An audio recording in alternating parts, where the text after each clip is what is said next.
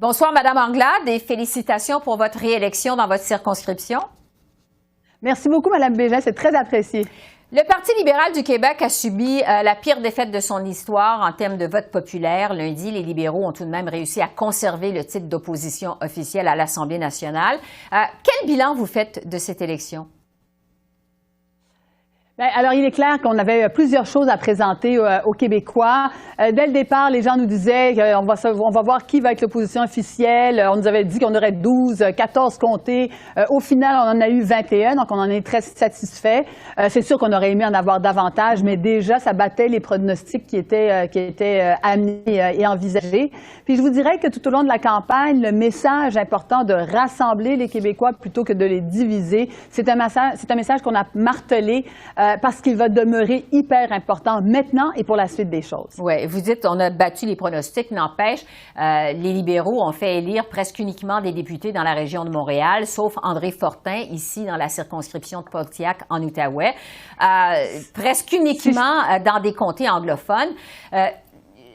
Si ça me permet par rapport à ça, juste par rapport à ça, le commentaire par rapport à la prémisse, à votre prémisse là-dessus, lorsque vous regardez tous les partis d'opposition, on reste celui qui a le plus de régions représentées, que ce soit par Laval, par Montréal, par la Montérégie, par l'Outaouais, avec des comtés qui, oui, sont aussi à teneur francophone. On n'a qu'à penser à Mille-Îles, on n'a qu'à penser à Vaudreuil, mais la réalité là-dedans, c'est que on a, lorsqu'on se compare aux autres oppositions, les gens aiment dire que c'est Montréal. Ce n'est pas uniquement Montréal. Et il faut se rappeler que la grande région de Montréal, c'est quand même 50 % de la population. Oui.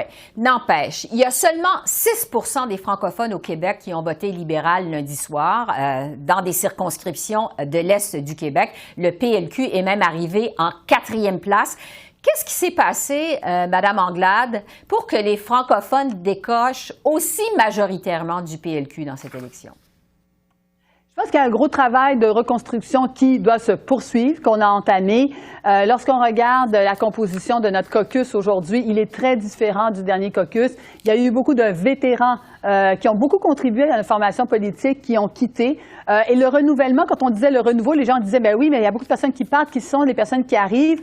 Et c'est maintenant qu'ils vont les découvrir. C'est maintenant qu'ils vont voir l'arrivée en force de personnes comme Brigitte Garceau, comme Frédéric Beauchemin, comme Virginie Dufour, comme Elisabeth Pratt. Il y a plusieurs personnes qui se joignent à notre équipe. Et là, très contente du caucus qu'on va avoir, justement, pour aller débattre des idées et être cette opposition officielle forte dont on a besoin.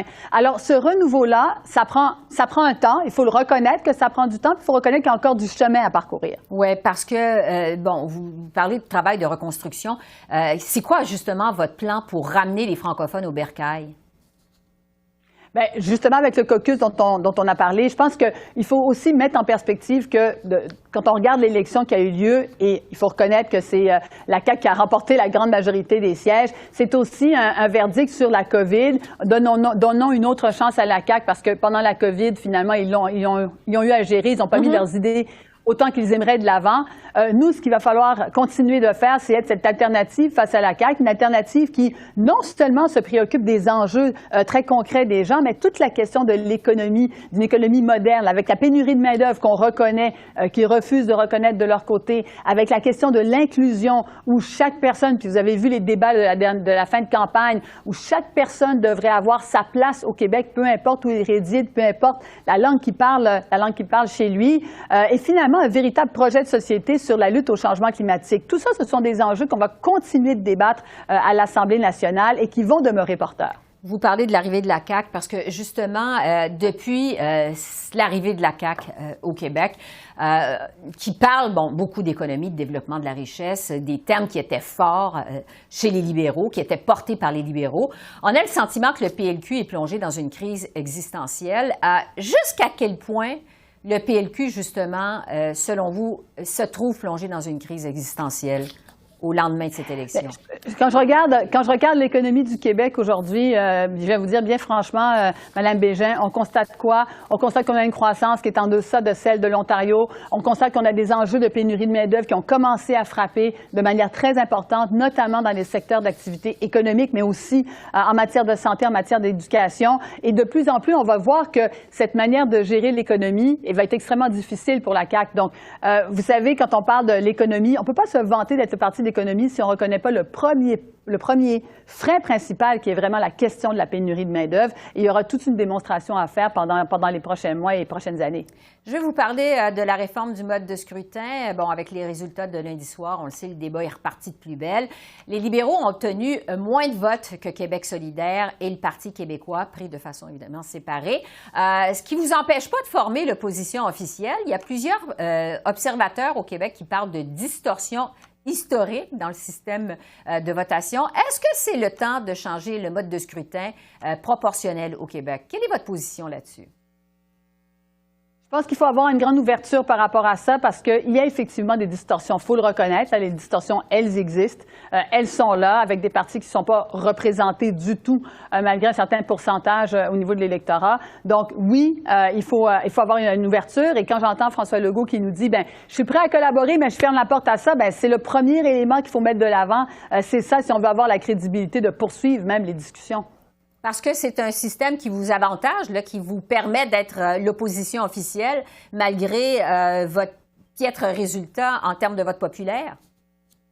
Bien, moi, là-dessus, j'aimerais rectifier un peu les choses parce que quand on regarde l'équilibre par rapport au système actuel, on est plus ou moins en équilibre en termes de nombre de députés versus les votes qu'on a eus.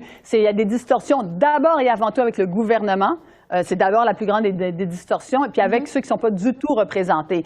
Mais si on veut régler ça, c'est une question il n'y a pas de système parfait, mais c'est une question de mode de scrutin à mettre de l'avant, c'est certain. Et de fermer la porte à ça d'entrée de jeu, c'est pas un grand signe de collaboration, vous l'admettrez avec moi. Ce que dit donc M. Legault d'emblée hier. Un mot sur votre avenir, Dominique Anglade, parce qu'on sait que le PLQ n'a pas beaucoup de patience avec ses chefs qui ne gagnent pas les élections. Il y a des spéculations à votre sujet. Vous parlez d'un immense travail de reconstruction à faire. Vous avez dit travail de reconstruction. Est-ce que vous avez l'intention de rester à la tête du parti pendant cette reconstruction? Oui, j'ai l'intention de rester à la tête du parti pendant cette reconstruction. En effet, il y a un travail qui a déjà été entamé et qui doit se poursuivre. Sur l'immigration maintenant, on sait que la question a occupé beaucoup de place durant la fin de la campagne électorale au Québec. Il y a eu des propos très critiqués de l'ancien ministre de l'Immigration, Jean Boulet, ceux du premier ministre François Legault aussi, qualifiés de malheureux par plusieurs. En tant que première femme noire à se présenter au poste de première ministre, comment vous avez vécu cet épisode? J'ai trouvé ça très pénible parce que c'est un discours qui divise, c'est un discours qui dit la violence associée à l'immigration, on a entendu les propos de suicide si on augmentait les seuils d'immigration. Tous ces propos-là sont extrêmement nuisibles et n'ont pas leur place. N'ont pas leur place parce qu'on a besoin d'avoir tous les Québécois qui contribuent dans la même direction, qui vont dans une seule et même direction. Avec tous les enjeux auxquels on fait face, on n'a pas le temps de se diviser sur ces enjeux-là. Moi, j'ai trouvé ça déplorable, la manière dont les propos ont été tenus. Je ne comprends pas pourquoi Jean Boulet est aujourd'hui toujours ministre.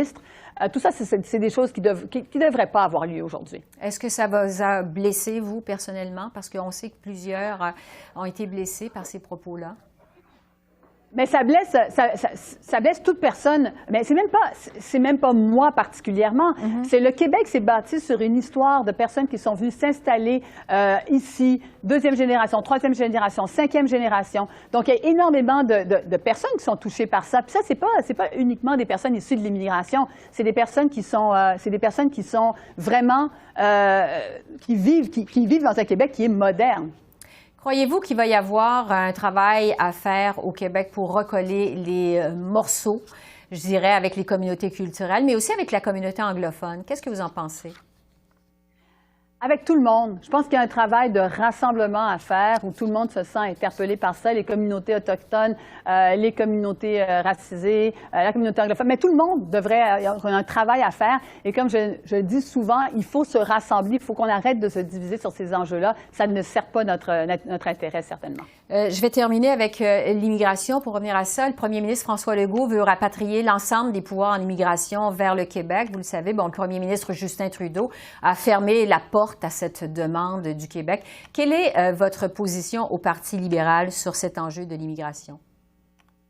Bien, sur la question de l'immigration temporaire, nous, on avait réclamé des pouvoirs additionnels au fédéral, donc on va demeurer avec cette demande-là. Mais encore une fois, c'est sûr que la manière dont les choses ont été traitées en matière d'immigration au Québec fait en sorte que le gouvernement fédéral réagit de cette manière-là. C'est évident. Alors, c'est ce que je disais même avant la campagne électorale. Le pouvoir avec le fédéral, c'est aussi une relation de partenaire et pas une relation d'adversaire. Et on est capable de se tenir debout face au fédéral, mais de développer cette relation de partenariat qui n'a pas été développée dans les 4 dernières années.